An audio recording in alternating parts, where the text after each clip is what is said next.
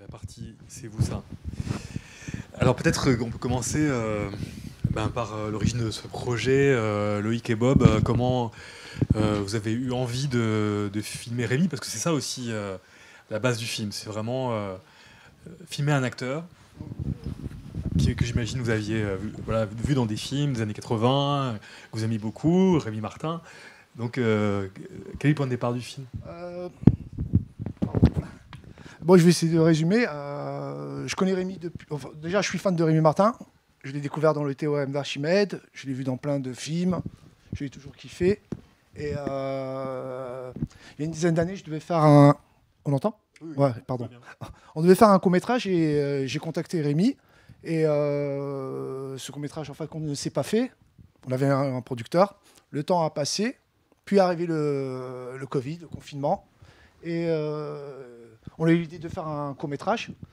Et on s'est dit, en autoproduction, bien entendu. Et on s'est dit, quitte à faire un court-métrage en autoproduction, au lieu de faire une fiction, on s'est dit qu'on allait jouer avec son image. Donc on a voulu faire une sorte de pseudo-docu-fiction. Vas-y, rajoute. Ouais, c'est un terme qui est un peu. Enfin, je sais pas, c'est plutôt de l'auto-fiction, c'est-à-dire qu'on romance un peu la réalité, parce que tout n'est pas vrai dans le film, donc c'est pas vraiment un docu. C'est une fiction en fait. C'est une fiction plutôt qu'un docu-fiction. Et voilà pour résumer le truc. Et Comment Rémi a reçu le projet? Comment est-ce que c'était Oui, parce que Rémi déjà c'est devenu un ami, un pote. Et lorsque je lui parlais du projet, il avait déjà lu des textes, il pensait que j'avais un petit peu de talent et il était partant pour me suivre. Il a lu le scénario vite fait. Ouais, j'avais déjà accepté quelques scénarios qui ne se sont pas encore faits, réalisés, mais des des scénarios ou des longs que m'avait envoyé Bob. Et j'avais trouvé l'écriture, en tous les cas cinématographique de Bob intéressant. Merci Rémi. Non, mais vrai. Et puis, et voilà, comme vient de le dire Bob, alors, peut-être cette période de Covid ou je ne sais quoi. Enfin bon, voilà. Donc on est parti un petit peu sur cette idée-là. Et je me suis dit, pourquoi pas. Voilà. Après, toi, tu as travaillé le scénario avec... ils ont travaillé le scénario, et puis voilà, on s'est lancé comme ça, On s'est lancé. en toute simplicité. Et comme je l'ai dit, donc c'est une autoproduction que j'ai produit moi-même pour un petit budget de 5 000 €. Et lorsqu'on a fait ce petit film, on n'avait aucune idée de ce qu'on allait en faire par la suite. On était même sur le point de peut-être de le balancer sur YouTube. Et on l'a fait visionner autour de moi, on a eu de bons retours. Et à notre grande surprise, on se retrouve ici. Ce qui n'était pas prévu. Donc, et c'est rendre hommage aussi à Rémi Martin, qui est un grand acteur. Donc, merci. Je te laisse pour la suite. Non, mais Loïc. Ouais, non, c'était parle un peu, juste, en fait, moi j'ai pris ça comme un film de pote. En fait, Bob m'appelle, me dit voilà, Rémi est ok pour partir sur un projet. Moi je dis tant qu'à faire, autant quitte à faire un film, autant le faire avec un vrai acteur. Et puis filmer Rémi, c'est une opportunité qu'on n'a pas deux fois dans sa vie, je pense. Donc allons-y, allons filmer Rémi. Et faisons un court-métrage, mais c'était un film de potes, quoi. On fait un film entre nous. On est parti sur une idée de scénario qui était assez fine, et puis on a construit le film un peu ensemble, et puis on l'a réécrit un peu au montage. Enfin, c'est un film qui a été poli pendant 2 ans quand même. C'était pas un truc, c'était pas un jet comme ça éclair. C'était un truc qui a été tourné assez rapidement parce qu'on avait très peu de moyens, mais qui s'est surtout concrétisé au montage. Et là, c'était pratiquement 2 ans de travail, pas continu, mais Rémi était en Bretagne, Bob à Paris, moi dans le sud de la France, le musicien à Saint-Afrique. Enfin bref, on a fait un travail par correspondance. Du coup, ça a pris du temps.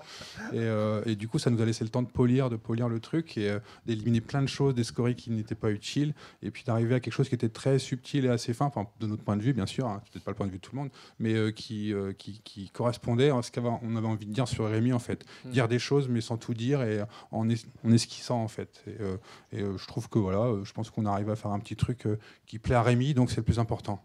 Voilà, c'est tout. Après, le reste, on s'en moque un peu, mais Rémi, ça lui a plu, ses proches aussi, sa maman est contente, donc on est tous contents. Très important. Alors, si maman n'avait pas été contente, je vous raconte pas. On l'embrasse d'ailleurs. Que tu parles bien, Loïc. Merci. On en profite aussi pour faire une petite pensée pour Laurent, qui joue le barman dans le film, qui a des petits problèmes de santé, donc on pense à lui ce soir. Et aussi aux autres comédiens qui ne sont pas des comédiens professionnels. Najib Naoui, qui est là, Sébastien François, qui n'est pas présent, qui n'est pas comédien. Il n'y a plus d'autres. Quel comédien. Ouais. Après, voilà, ce qui est intéressant, c'est que j'imagine que ça doit interpeller comme acteur de jouer quelqu'un qui est soi et pas soi en même temps. ça pose des questions. C'est une version alternative de Rémi. Oui, on va dire. Ouais. Disons que c'est pas l'exercice primal. Un acteur, il est pas là pour jouer son rôle. Enfin, pas pour moi en tous les cas. Ouais. Mais comme l'a si bien dit Bob, comme ils l'ont si bien dit, mes camarades et collègues, c'est pas, ça reste quand même une fiction. On n'est pas on est dans quelque chose de scénarisé. On n'est pas dans une réalité. Il y a des ponctions de réalité. Il y a des choses qui sont potentiellement vraies, mais c'est pas. Sinon, je crois que ça m'aurait pas intéressé s'il m'avait dit, on va faire un truc. Oui, toi, t'as vu ta vraie vie, non, c'est pas. C'est pas striptease non plus. Ouais. Ouais, l'idée de faire un faux portrait. Le texte de départ, qui l'a écrit? C'est Bob. Moi. Parce que voilà, c'est intéressant. Déjà. À la base, on voulait faire un documentaire, mais on n'a pas d'argent, on n'a pas de producteur. Après, on a pensé à faire une fiction, et on n'avait toujours pas d'argent non plus. Et puis on s'est dit, autant jouer avec le personnage de Rémi, et de le faire entrer dans une fiction où il joue son propre rôle, dans une réalité alternative. Après, le point de vue des spectateurs, à savoir s'ils prennent ça au premier degré ou au second degré, ça c'est un mystère pour nous. Mais en fait, c'est un film de contraintes. En fait, on n'avait que des contraintes. Donc, Ouais. on n'avait pas de temps. Enfin, on n'avait pas de temps aussi pour tourner. On n'avait pas de temps, pas de moyens, pas forcément des gens sous la main pour nous aider. On n'avait que Rémi, quelques amis avec nous qui nous ont soutenus. Donc, c'est un film de contraintes. Donc, tout ce qu'on a fait là, on ne pouvait pas faire autre chose. Tourné à Fougères, là où on est a né décidé Rémi à et où il vit encore Ah oui, aujourd'hui. oui. Ouais. Voilà. C'est sa voiture aussi. Donc, c'est ça qui est vrai dans le film. C'est sa voiture. Et ils m'ont pas remboursé l'essence. Je tiens à le dire. Mais c'est pas son appartement, par exemple. Bon, on s'en moque. Ouais, ça c'est vrai. Ça l'est plus. Ah, ça ne l'est plus, ouais. Et un point à préciser, que je ne sais pas si les gens ont remarqué, mais l'équipe technique, il n'y a que lui et moi. Donc il était à la caméra, complètement à la caméra. Moi j'étais dans la mise en scène, je faisais l'accessoiriste, je faisais le pseudo-maquillage, l'habillage. L'équipe Donc, était c'était- ténue. Ouais. Donc pour Rémi, ça devait C'est parce que être... l'appart était petit, quoi. aussi. Oui, aussi, on n'aurait pas, si on plus nombreux, ça n'aurait pas été possible. Alors, on peut parler justement des différentes facettes dont parlait Loïc, différentes facettes de Rémi qu'on retrouve dans le film. Moi, je pourrais te donner un exemple de ce que moi, en tout cas, j'ai ressenti comme spectateur. Tout ce qui a trait à l'enfance, par exemple. On voit ce bol breton au début de petit déjeuner, qui est des bols. Enfin, moi, je me souviens avoir vu ça quand j'étais petit. En tout cas, ça a associé pour moi à l'enfance. Mais il y a plein de choses comme ça. Ce banc très grand où il y a cette scène à un moment donné des dialogues qui fait penser, voilà, c'est des décors très très curieux, pas du tout réels, un peu absurdes, plein d'éléments comme ça aussi dans le cadre qui nourrissent un peu ce sentiment-là d'avoir presque affaire à un conte ou en tout cas quelque chose qui relève de l'enfance. Et j'imagine que pour un comédien, l'idée d'enfance, le sentiment d'enfance, c'est quelque chose qui nourrit beaucoup. Clairement, oui. Puis je crois que c'est ce que Bob voulait faire. Pas seulement, Vas-y. je veux dire, non, pas seulement coller à une réalité présente, enfin, pas forcément quelque chose de réaliste. Ouais, Même si moi, je trouve, je te l'ai dit, Bob, qu'il y avait un petit côté cinéma italien qu'ils appelaient le cinéma vérité. Ça, je trop trouve de ce petit honneur. côté noir et blanc. On l'a pas fait exprès, pour Oui, être honnête. oui, moi, j'ai Je te le dis trouvé, tout de suite. bon, moi, c'est personnel. T'es pas le premier à l'avoir dit, mais... Voilà. Donc évidemment, oui, ça reste une fiction. Sinon, ce serait pas. Pour moi, l'intérêt, c'est que ce soit aussi une fiction. Voilà. Évidemment, empreinte de beaucoup de choses qui sont de moi, certes, mais et voilà.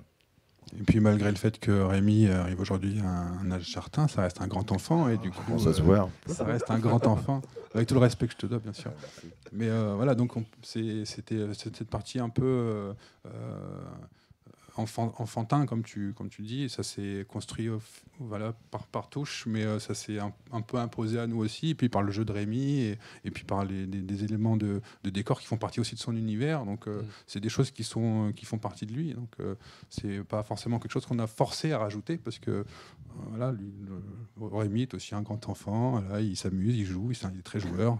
On peut lui lancer une balle, il va la chercher. C'est lui qui lance les vannes. Non, sans vouloir trop plaisanter. C'était pas forcément un truc qui était écrit ou trop voulu non plus, mais ça s'est imposé et puis on l'a remarqué et on a essayé de mettre ça un peu, voilà, de le laisser en filigrane dans le film. Oui, c'est sûr que ça fait partie. Puis on a eu aussi de la chance, ce banc, voilà, il était là. Donc on s'est dit, ça marche, ça top ça. Parce qu'on n'avait pas le budget non plus pour le banc. Non, non, on pourrait croire qu'on a construit un banc spécial, mais non, il était juste devant son immeuble. Il y a des très Allez grands pas les chercher bancs loin, à ouais. Fougères, il y a des très grands bancs comme ça. Après, c'est vrai qu'il y a une réflexion petite ville, derrière le film qui est intéressante sur quelque part la perte des illusions quand on est acteur et qu'on a vécu toutes ces années de succès et que voilà, on est moins demandé parce qu'on vit en tant qu'acteur à travers le désir des cinéastes qui nous demandent, etc., qui sollicitent un peu. Ça en parle aussi, et ça parle pas non plus d'une fin. Il n'est pas question non. de fin en soi. Mais oui, ça parle de ça aussi, oui. Ça parle aussi de ça, en effet.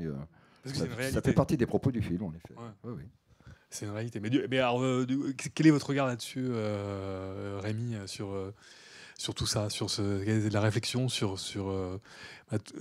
toutes ces années et le fait que à un moment donné, à partir d'environ des années 2010, on vous a plus demandé On va dire moins, parce qu'il y a quand même eu pas mal de projets. Il y a des choses qui ne se sont pas faites. Ouais. Bon, ça fait partie, malheureusement, de ce métier, mais il y a de très beaux projets qui ne se sont pas réalisés.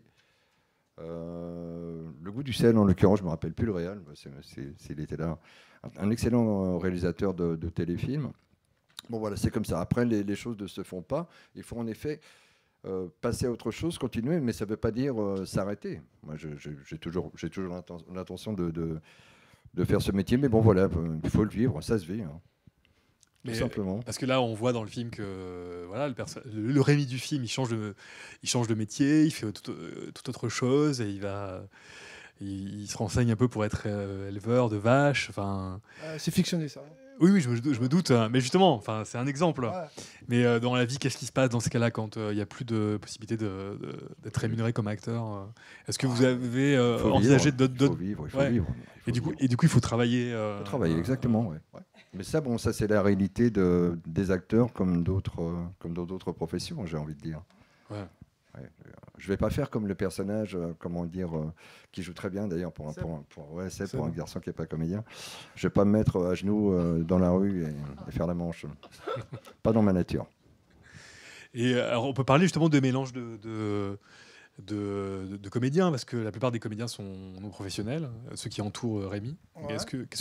Comment ça s'est passé le choix et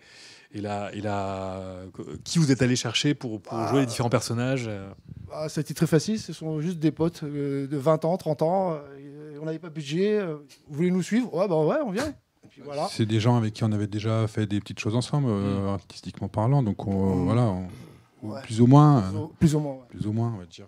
Et du coup, on a ouvert notre téléphone, on a dit qui on peut contacter pour venir nous aider à Fougères pour porter la caméra et puis prendre le son et puis faire un petit peu de jeu dans la caméra. On a pensé à Seb, on a pensé à Nage, on a pensé à Lulu aussi, qui est sur le banc avec Rémi. Voilà, c'est des amis. Donc c'est des amis qui nous ont toujours dit si vous avez un projet un jour, appelez-moi. Donc on avait un projet, on les a appelés.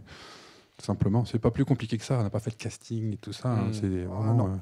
Il n'y a pas eu, pour des logiques narratives, comme ça arrive souvent au cinéma, d'autres personnages qui ont été sacrifiés au montage ou des choses comme ça, au bout du compte. Il y a quelques séquences qui ont été supprimées au montage. Il parle de personnages. Ouais, mais justement, les personnages sont tous. Les 3 personnages secondaires du film sont dans le film. Et leur importance a été mesurée au montage. Si je peux me permettre, c'est bien aussi parce que moi je pense qu'un objet cinématographique comme celui-ci, sincèrement, il ne faut pas que ce soit trop long non plus. Ça, j'en suis profondément convaincu. C'est bien dans une durée où on garde encore de l'écoute, on s'intéresse. C'est comme on s'intéresse au personnage au coquet, ça va, du moins je pense, j'espère.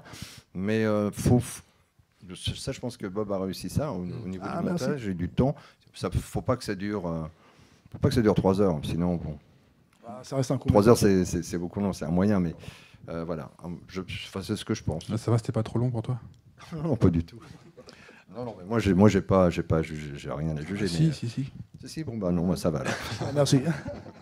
Il y a tout un travail qui est assez intéressant sur la bande son, tout le travail, j'allais dire du design sonore, mais vraiment de la bande son et des musiques qui sont un peu triturées, retravaillées, qui est vraiment très intéressant, qui nourrit aussi beaucoup l'aspect un peu irréel, somnambulique du film, je trouve.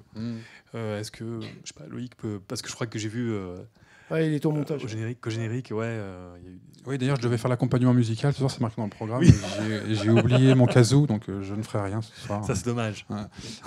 Bah, non, effectivement, après, même sans la musique, il y a ce côté onirique, comme que tu as relevé. Effectivement, on se laisse porter naturellement quand on travaille dans le film. On se dit, mais oui, mais il y a quelque chose de surréaliste un peu dans ce film, il y a quelque chose d'onirique. Donc, effectivement, essayons de. Et il y avait aussi ce truc, c'est qu'on voit souvent Rémi pensif, on voit souvent Rémi comment dire, allongé ou sur une chaise en train de réfléchir. C'est à l'intérieur de Rémi, quoi. C'est inside Rémi, en fait, dans la tête de Rémi. Et on s'est dit, bah, qu'est-ce qui se passe dans la tête de Rémi? On va pas mettre des voix off, des choses comme ça, mais c'est des sonorités, c'est de la sensation, en fait. Donc voilà, quand Rémi il est pensif, de mettre un son, une nappe, quelque chose, ça indique qu'il pense et que c'est assez profond et qu'il est à l'intérieur de lui-même.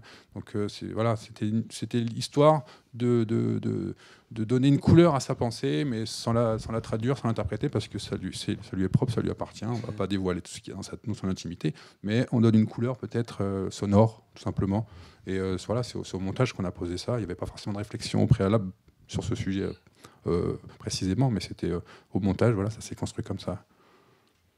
Est-ce qu'il y a des interventions dans la salle, des questions, des commentaires N'hésitez pas. Oui, madame. Juste savoir, j'ai trouvé le film formidable, vraiment formidable. Merci, madame. Vraiment, j'ai beaucoup aimé. Et il va devenir quoi, ce film? Qu'est-ce que vous Grande allez question, pouvoir en faire? Vous savez, on n'avait aucune exigence, aucune prétention en le faisant. Donc maintenant, déjà d'être ici avec vous, merci Bernard, merci à la Cinémathèque. Pour nous, la boucle est bouclée déjà, quasiment, on pourrait dire. Non, faut que ça continue. La boucle est bouclée. Enfin, Bob s'est occupé de le présenter à des festivals, de voir si ça pouvait faire quelque chose. Pour l'instant, il n'y a pas trop ça n'a pas trop mordu. La télé non plus. Je pense qu'il y a. On peut sur quoi mettre comment expliquer la chose, je ne sais pas. C'est peut-être un film un peu ambigu. Voilà, il y a cette ambiguïté, docu-fiction, auto-fiction, on ne sait rien. Est-ce que c'est la vraie vie de Rémi? Est-ce que on parle de lui au début, donc on peut dire, on présente Rémi, voilà Rémi, sa carrière, son œuvre, puis d'un coup ça s'est arrêté, et puis derrière, c'est comme si on allait dire maintenant voilà ce qu'il devient. Mais c'est pas vraiment ça non plus. Donc je pense que l'ambiguïté du film joue pas en sa faveur, je pense, pour le grand public, et puis il faut connaître Rémi. Genre, si on est là ce soir à la Cinémathèque, c'est pas sur les qualités propres du film, c'est parce qu'il y a Rémi dedans. Donc maintenant, il faut voir si les festivals et les télés sont d'accord pour remettre un peu Rémi en lumière. Voilà, ça se joue que là-dessus. Nous, on n'a aucune prétention. On va peut-être le pousser un peu pour les festivals, mais on ne sait pas ce que ça va devenir. Vraiment, merci de l'avoir apprécié, en tout cas. C'est gentil. Merci, madame. Mais c'est un petit peu la prétention, je trouve, parce que moi, j'ai pensé à un film de David Lynch. Oh là là. Avec Iggy Pop. Ça David vous dit Lynch rien, avec Iggy ça? Pop. Jarmouche plutôt, non? Tobaccos, c'est peut-être pas Lynch. Cigarette, Coffee and Cigarette, non? Oui, ça Coffee and Cigarette. C'est Jarmouche plutôt, non? C'est Jarmusch. Ouais. Oui, Jarmusch avec Iggy Pop, et ça m'a fait penser à ce film. C'est en noir et blanc aussi, je crois. Il y a un public pour ce genre de film. Et votre film, il y a un public pour votre film. Enfin, moi, je vous dis ça comme ça, hein, vraiment, je crois. Merci. Parce que je fréquente beaucoup de gens qui vont au cinéma, beaucoup. Et je sais qu'il y a des gens qui aiment ce genre de film. Après, il est sur des plateformes de vidéo. Donc, voilà. Mais c'est comme ça que ça marche aujourd'hui. Nous, on ne va pas sur les plateformes. Et d'ailleurs, c'était, je vais peut-être raconter l'anecdote, mais un des premiers qui nous a répondu, je ne sais pas comment il était rentré en contact avec ce film, mais il y a quelqu'un qui nous a contacté pour nous dire, moi, votre film, il m'intéresse de mettre sur votre plateforme vidéo, c'est aux États-Unis. Australie, excusez-moi, qui s'appelle Vidiverse, je crois.